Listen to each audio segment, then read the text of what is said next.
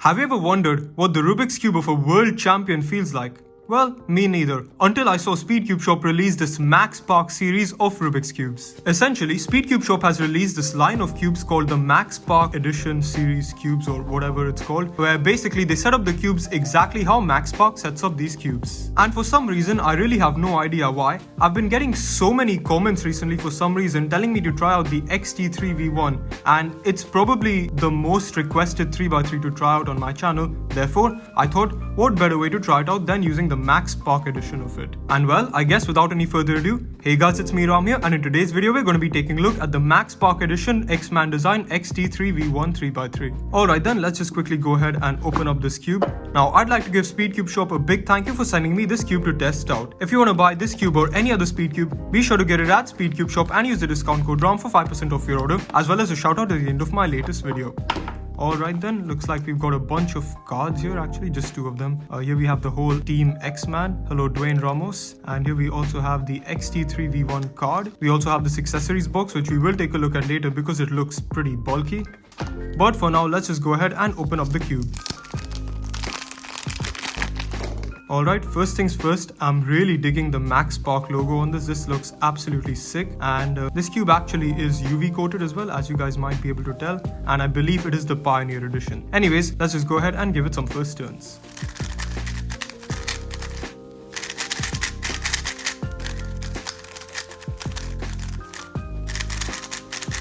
Alright, so first things first, straight out of the box, I actually quite like this cube. It has a very interesting feeling. It does feel slower than I thought it would out of the box, but that's probably because it is a pre-setup cube. With all the experiences I've had with pre-setup cubes in the past, they do start out quite slow and then eventually they do speed up after quite a bit of break-in. Secondly, even though this cube is quite loose for most people's standards, I guess, this does feel tighter than I would like because I'm an idiot who only likes loose cubes. But yeah, overall the feeling of this cube reminds me a lot more of the Tornado V3 than the Tornado V4. The V4 has a very distinctive feel that I can't really describe, but the V3 just feels sort of like this. Anyways, let's just go ahead and quickly test out the corner cutting on this cube. The forward corner cutting is pretty good, I would say. It does take a fair amount of effort, which is not ideal, and it doesn't cut like everything, but overall this is pretty good corner cutting. As for reverse, yeah, the reverse is also quite nice. The reverse feels a lot more effortless actually, and it goes pretty far as well. But yeah, overall, while turning fast on this cube, I'm not getting any sort of major lockups or catches or anything on this cube. It does seem to flow quite well in general, which is a really good sign out of the box. Anyways, I guess let's just go ahead and do the usual and give this cube a quick solve. The first solve on this cube determines everything, so hopefully it's good. Alright, I don't know how good this will be since this is a bit of an uncomfortable angle, but sure.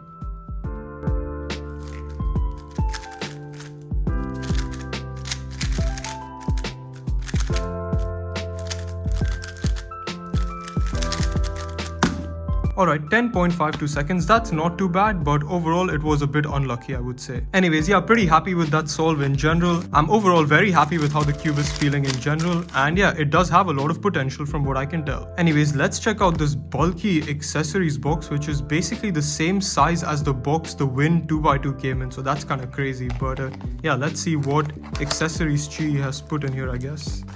Alright, looks like we have this typical X-Man design bag, which is pretty nice. We have this manual on how to adjust the XT3V1, which is pretty cool. I'll look at that later. Then we have, I guess, a pamphlet about how to solve the cube, which is nice. We have a cleaning cloth, pretty cool. Then we have this giant pamphlet which also teaches you how to solve a Rubik's Cube. Thank you. And we have another pamphlet which also teaches you how to solve a Rubik's Cube, but this time a slightly more advanced method called CFOP, which is great. Thank you, Chi, for all these pamphlets that I'm probably never gonna use. Alright, well, straight out of the box, I would say that my first impression on this cube is actually very positive. It overall has an awesome feeling, and overall the speed in general is very manageable. It overall also doesn't feel like it has major issues with locking up or catching, and in general just feels like a very well-rounded speed cube. The XT3V1 Pioneer Edition currently comes in at $29 US, which in general I would say is a really nice price tag for it. It's very reasonably priced and overall just has everything you want in a speed cube. The Max Park setup on the other hand costs $39, and I won't really be able to comment on whether this setup is worth it until I break in this cube completely and get used to it. Therefore, I will give my thoughts on that in the next segment of this video. Also, from what I'm aware, the team of speedcubers in Chi, the QYX team, ended up designing this cube, so very good job to them actually. I believe that a lot of input from these guys was taken to build this cube, so yeah, great job. Compared to some other cubes I have right here, this is the Moyu RS3M V5 ball core, which is my current main and also costs around $25. For these two being in the same price range, I would say that this has a pretty good chance of becoming my new main speed cube. However, both of these cubes are just very different, and I wouldn't say one is necessarily better than the other. However, comparing the XT3V1 Pioneer to the Tornado V4 Pioneer, I would say that this XT3V1 absolutely blows the Tornado V4 out of the water, because in my opinion, it just feels a lot more balanced and overall just works a lot better in speed solving. As far as I'm aware, the XT3V1 is also far cheaper than the Tornado V4 Pioneer, so if you're looking for a new Chi cube, I'd highly recommend the XT3V1 Pioneer. It just feels great so far. So yeah, that's pretty much it for my first impressions on the Max Park Edition X-Man Design XT3V1 Pioneer. Wow, that's a long name. Overall, I would say, as mentioned earlier, I'm very impressed with this cube. I will go ahead and continue to break in this setup and maybe try loosen it a little bit if I find it necessary. But for now, I will go ahead and continue to play around with this puzzle, and in the next segment of this video, I will go ahead and give you guys my final thoughts on this cube and my thoughts on whether the setup is worth it or not. See ya. Hey guys, I've had this cube for a few months now. I've solved on it on and off over the last few months, and I thought I'd just finish this review now. When I first got the cube, I was honestly very impressed with it. I've done a total of 5 official rounds on this cube since I got it, and while they were alright, only one of the averages was actually good. This was a little bit disappointing considering at the time, I was solving very well at home with this cube. I used this cube extensively between late February and late March as a main until I got the Moyu Super Weilong V2, and since then, I haven't used it too much until recently since I really liked the Super Weilong V2. Recently though, I started using this cube again after some mediocre official rounds on the Super V2 and have been solving quite well with this cube at home.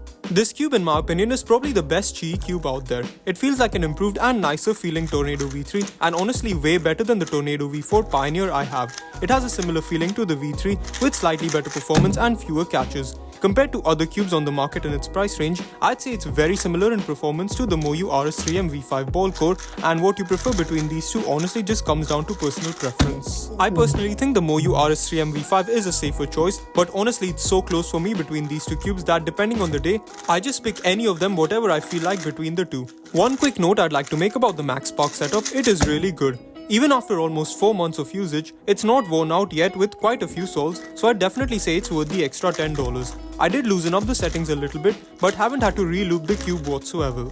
All in all, I'd recommend this cube if you're a fan of Chi cubes in general, especially the Tornado V3. If you're looking for a great mid-range cube and aren't a fan of the RS3M V5 ball core, I think that this cube will suit you perfectly.